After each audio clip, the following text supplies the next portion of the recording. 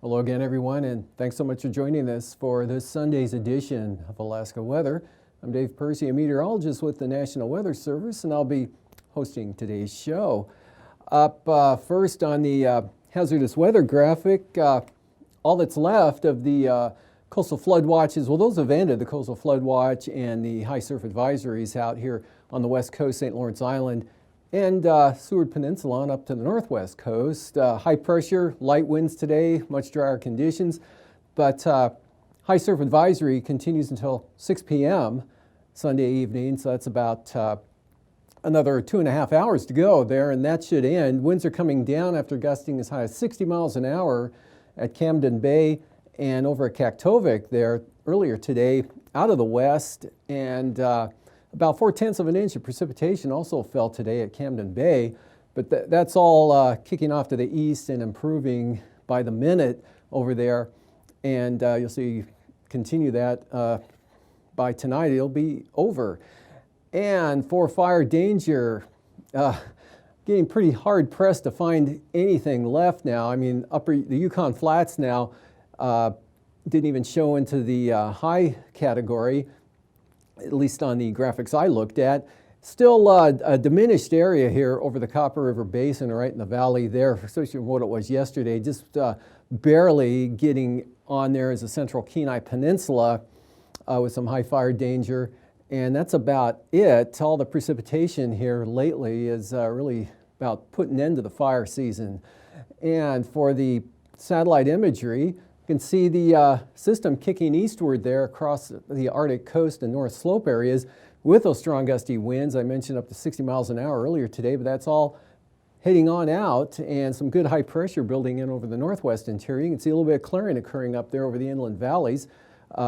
Noatak Valley and possibly Red Dog. Also some clearing over the upper Yukon Valley to the Berks Range there showing up. And then all this cloudiness here in the west with that more or less stationary frontal boundary, rolling that again. It's kind of sliding northeastward here in the southwest flow, coming over the ridge of high pressure off to the east there in the western Gulf, and then takes a turn to the east here. And we've got some frontal action right along the Alaska Range today. Precipitation amounts not too heavy here in the eastern area, the upper Tanana Valley, 40-mile country to the Alaska Range, although Delta Junction did pick up about 0.12 of an inch of precipitation, or 0.11 of an inch in the 12-hour period ending at 3 p.m. today, while rainfall increased pretty good here over the southwest interior areas with and eastward. Stony, right up along the Alaska Range area, had 2/3 of an inch of rain today, while Bethel had 2/3 of an inch also, about 0.68 inches. And then as you head up toward Aniak, 3/4 of an inch of rain, and Toledo had nearly an inch of rain. So some good soaking rains continuing out in this area. And then, of course, that ends here as you head north into the Nulato Hills. And then some light rain, clouds, and fog here with also some gusty winds extending down toward the Alaska Peninsula, eastern Aleutians. Cold Bay seeing gusts 40 miles an hour this afternoon right ahead of that frontal boundary. Even stronger winds there along the southwest coast. Cape Newinam peaked out about 56 miles an hour for those winds gusts. And Bethel had gusts to 35 miles an hour. So just a wet, windy Sunday here for the southwest part of the state. And otherwise, just clouds out here. A little bit of moisture, but nothing significant here. Just kind of some lost clouds there moving into the central western Aleutians. And on the chart, we've got a very weak low pressure area out there, 1,012 millibars, virtually no gradient. All the gradient is between this high and this frontal boundary here. and that was kicking the winds up pretty good there, as I mentioned, Cold Bay and up along the southwest coast, southwest interior areas, with the rain right along this boundary narrowing out as you head east there, but it extends all the way over into Canada. And then off the southeast coast, dense fog advisory earlier today down over the southern areas. That's ended with sunshine breaking out down there and warmer temperatures. Low clouds, fog lingering though off the coast. You may see a repeat tomorrow of what you had today. Some of the inside water areas could get pretty well socked in with some low clouds and fog, but that'll burn off in the afternoon. And then some high pressure up here built in over the northwest interior as that storm system rolls across Banks Island. And for tonight, this portion of the front, I just dropped it. It really falls to pieces. And we've got it left with a warm front right through here, weak warm front, but a lot of moisture still left. Rainfall amounts should be becoming less and less with each passing hour, but it'll continue here across the widespread area of the southwest coast. Say from Cape Noonan, possibly Togiak, northward there to Amonix, St. Michael, Stebbins, those areas. I don't know if it'll get as far north as Elam there in Norton Sound, maybe the southern Nulato Hills, and that'll extend back out in kind of widespread area, light rain, fog, drizzle, IFR here for the Bering Sea from Nunivak Island, not making St. Lawrence Island. You'll be dry and continued wet for the Alaska Peninsula, eastern Aleutians. Winds diminishing though. All these areas, winds will be coming down from what you had today. And up here, high pressure controls the North Slope and Arctic coast now as that storm is gone. And just a lot of IFR, low clouds, fog, drizzle. I think I mentioned again for the Aleutians and Bering Sea. And that more or less continues through Monday as well at week low, 1,015 millibars now. And this frontal boundary is quite weak here. It'll be a little breezy along it, but nothing like you saw today as far as winds go like at Cold Bay, but there'll still be some light rain, fog, and drizzle here across, stuck over the Fox Islands in toward False Pass and possibly King Cove, maybe Cold Bay. Otherwise, high pressure should clear it out, possibly for some sunshine along the Alaska Peninsula, maybe Bristol Bay. Definitely Kodiak Island will be dry with partly sunny at worst conditions, and same goes for the North Gulf Coast, Kenai Peninsula, and southern Copper River Basin. Then we got this frontal boundary hung up there right along the Alaska Range from the Kuskokwim Valley and the Yukon Delta there, and that'll keep showers mostly here, scattered showers scattering out as the day goes on over the eastern interior areas. And still could see some maybe moderate showers, but that'd be early in the day that could happen. Otherwise, this whole system really weakening up to the north, partly and mostly sunny, light winds. Seward Peninsula, actually St. Lawrence Island, up along the northwest coast looking good, Arctic coast looking good. Be some IFR, low clouds and fog right off the coastline there, especially early on, but pretty good for the Brooks Range and Yukon Flats area. Outlook for Tuesday. Still leftover moisture here. The frontal boundary about gone, but remnants, I have it dashed in here as a trough with some precipitation chances on the light side there for the Pribilofs down to the Fox Islands, southwest coast, mostly just showers through here, mostly cloudy with showers from the mid-Kuskokwim and Yukon River Valley areas up to the northeast toward Eagle. Sunshine, mostly sunny here for the actually the Upper Tanana Valley, North Waitok and Delta Junction, across Copper River Basin. Offshore flow should clear it out. Another sunny day for Kodiak Island and Bristol Bay looking pretty good down south in the Alaska Peninsula. And then low clouds and fog again in the morning. You'll see afternoon sunshine once again for the Panhandle. The only change is you may see an increased shower threat up toward Skagway near the border there. These showers should stay off to your east. Taking a look at low temperatures for tonight. In the lower 50s for the Aleutians and upper 40s St. Lawrence Island. Upper 30s here, mid 30s Central Arctic coast. Let's see, that's Anatuvik, almost down to the freeze point there.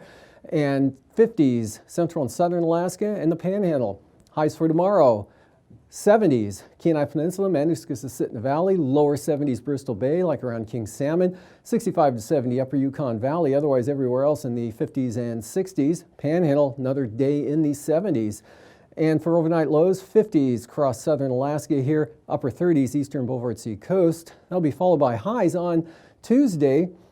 A little cooler up here in the interior, but still in that 60s to maybe lower 70 degree range. Definitely in the 70s to sit in the Matanuska Valley into the Kenai Peninsula, maybe 76, 77, and more 70s for the southeast coast, all the way up to the border and down toward Dixon Entrance.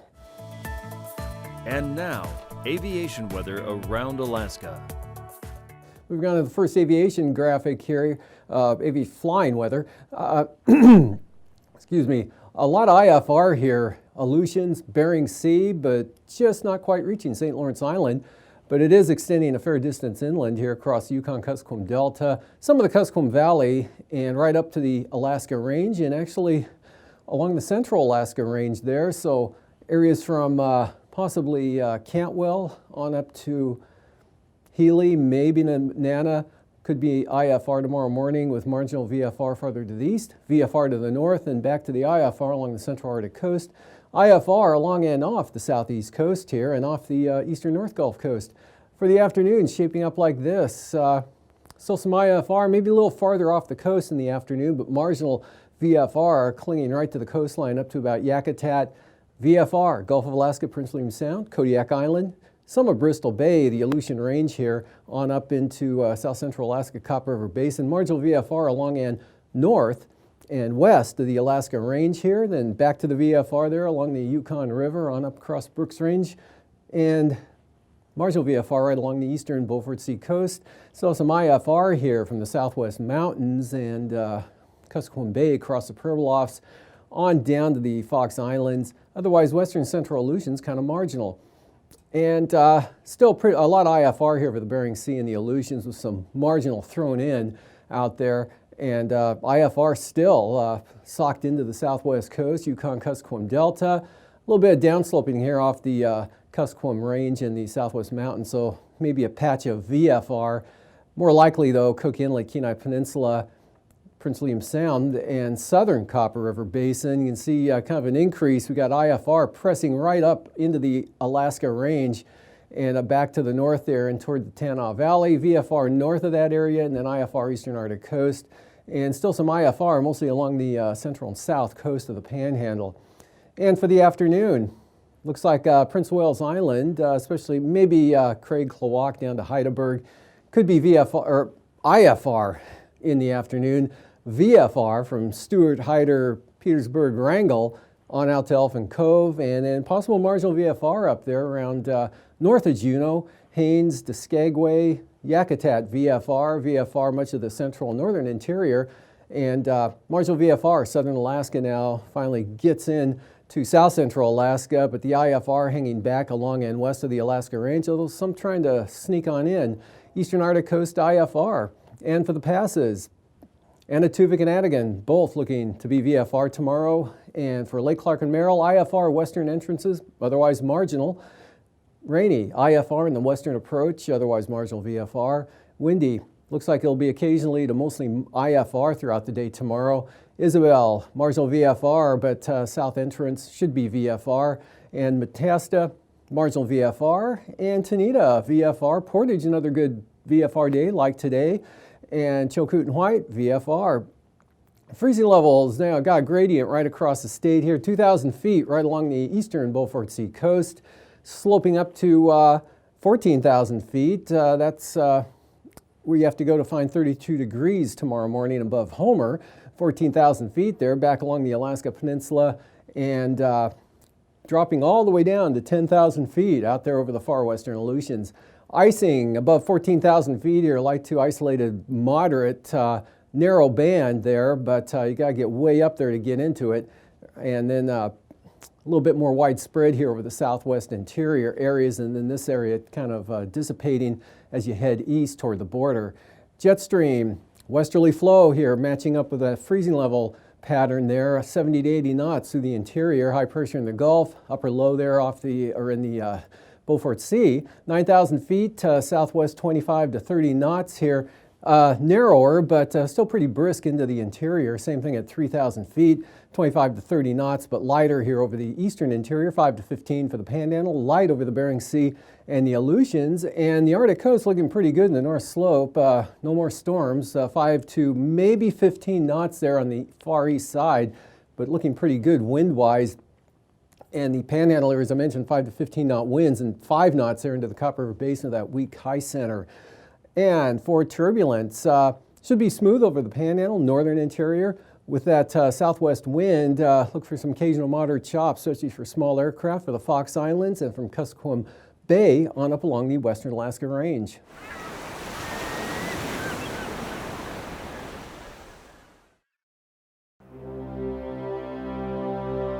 On March 11, 2011, a 9.0 magnitude earthquake off the Pacific coast of Japan generated a tsunami.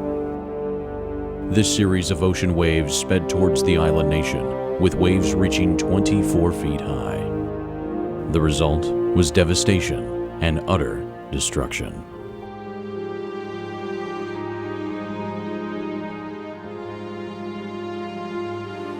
Towns were engulfed by water and swept away. Farmland was flooded. Tens of thousands of lives were lost.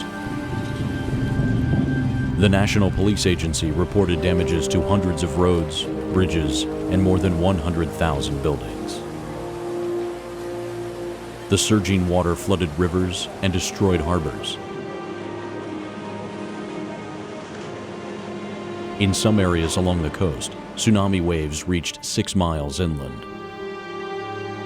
Tsunamis not only cause severe damage when they first strike land, but also as the water recedes back to sea. Tsunamis can inflict this type of damage because of some unique features. As tsunami waves travel across ocean basins, they may be as little as a few centimeters high, but they extend down to the ocean floor. This is different than traditional waves, which are only surface features. Tsunamis can also travel hundreds of miles per hour in the open ocean.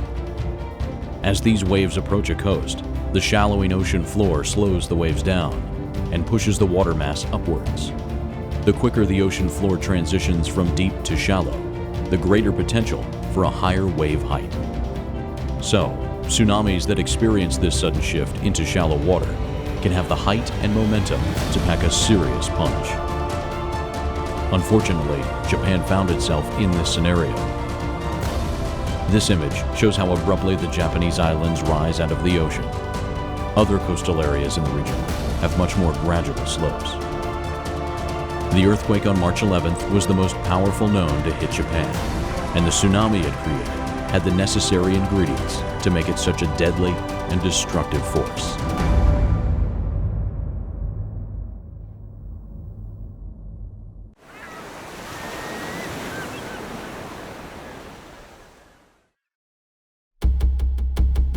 "80 miles east of Japan, a 9.0 magnitude earthquake rocks the ocean floor. This disturbance causes a transfer of energy from the seafloor to the ocean, generating a series of ocean waves, known as a tsunami. In about 20 minutes, waves strike the Japanese coastline.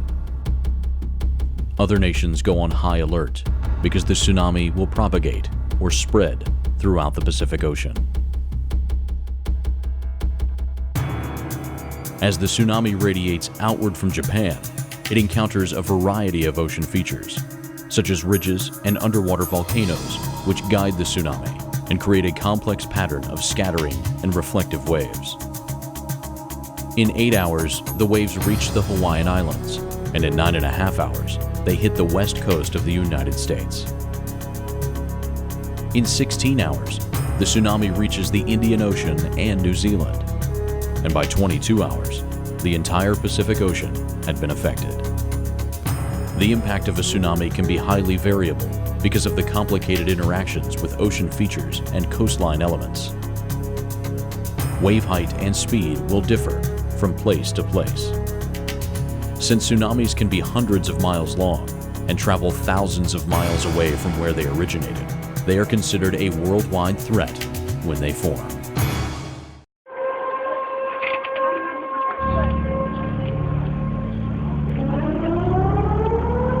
These are the sounds of a tsunami warning. They alert residents that a killer wave is about to strike. These sirens, however, are just a small part of the sophisticated warning systems that played a role in Japan and in the US during the Pacific Ocean tsunami in March 2011. Most tsunamis are generated by an undersea earthquake. Fortunately, Japan has one of the most advanced earthquake early warning systems in the world. It detects tremors, calculates the epicenter, and sends out warnings from over 1,000 seismographs scattered throughout the country. The Japan Meteorological Agency issues the warnings and sends alerts to television and radio channels, the internet, and mobile phone networks. When the earthquake struck 80 miles offshore, warnings were generated in about 3 seconds. The tsunami warnings came 3 minutes later. These take longer because more complex calculations are involved and must factor in ocean data. Since the first tsunami wave struck the coastline within 20 minutes, the advanced warning provided some residents with crucial minutes to reach a safe area. While the earthquake sent powerful tsunami waves westward toward Japan, the tsunami also propagated east into the Pacific Ocean. Here, warnings are issued by the Pacific Tsunami Warning Center, operated by NOAA in Hawaii. NOAA maintains a large network of buoys with ocean floor sensors that are strategically positioned in the earthquake-prone zones of the Pacific. This system collects vital ocean data for tsunami forecasting.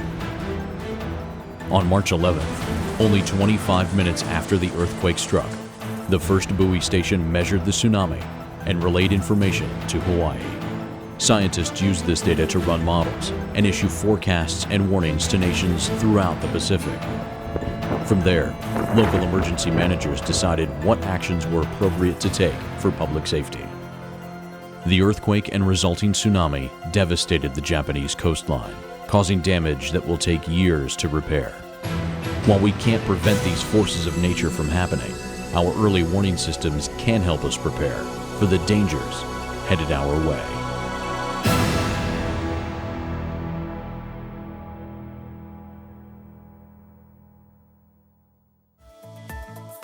And now, marine weather around Alaska. Welcome back. Today's sea ice analysis, again, way off the coast here, almost all the way back to Wrangel Island like yesterday and even farther up to the north there. And not a lot of big changes expected over the next several days. Even if there were any big changes, it's so far off the coast now that it wouldn't really affect anything down in this area. So for the coastal water forecast, northwesterlies 15 to 20 knots there across the southern panhandle, 10 to 15 knots out of the northwest on the north coast.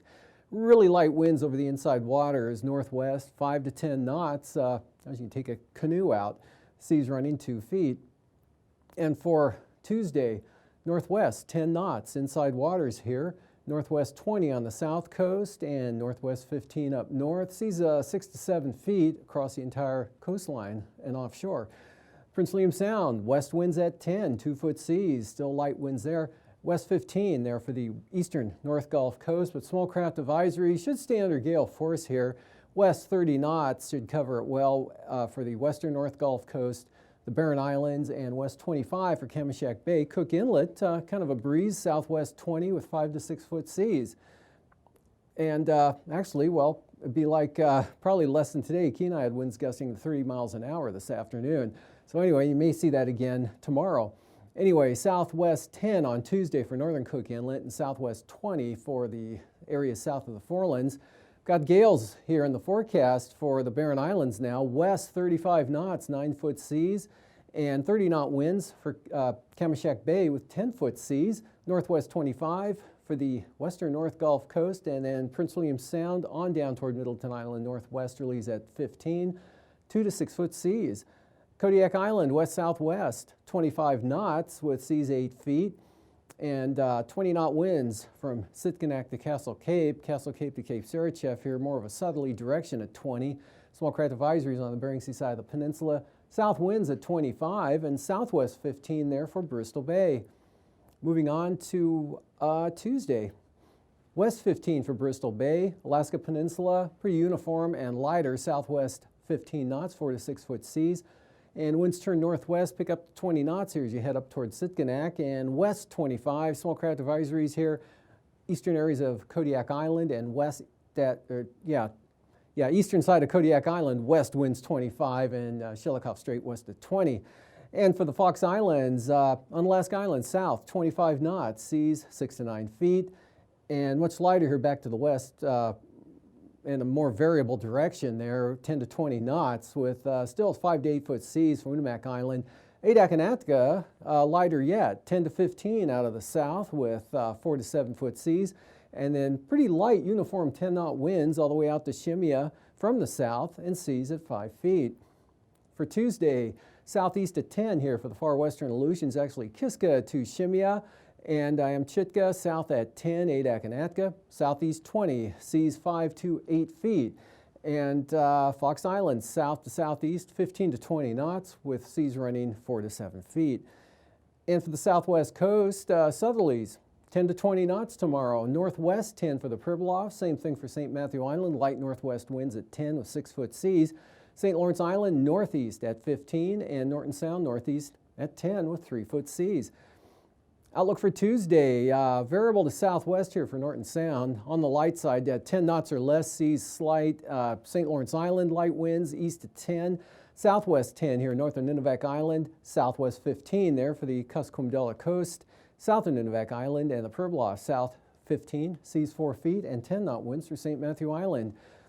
And from the area from Wales to Cape Thompson, north at 10, seas 2 feet, east at 15 here from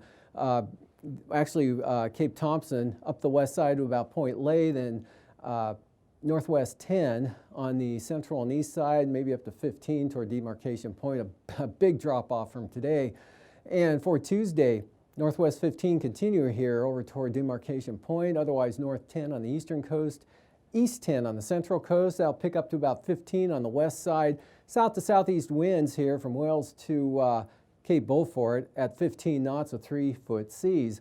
And for tonight again, rain continues, but the whole system it weakens and the winds and rain rate will fall. And that'll continue through tomorrow, this near stationary frontal boundary, dry with some sun to the south, dry with some sun to the north. And for Tuesday, leftover moisture for some showers, otherwise not too bad. These forecasts are for planning purposes only. Call 1-800-WX-BRIEF for a formal pre-flight briefing. Always file a flight plan before you go flying. The U.S. Coast Guard Auxiliary urges you to leave a float plan with a friend or the harbor master before you go boating.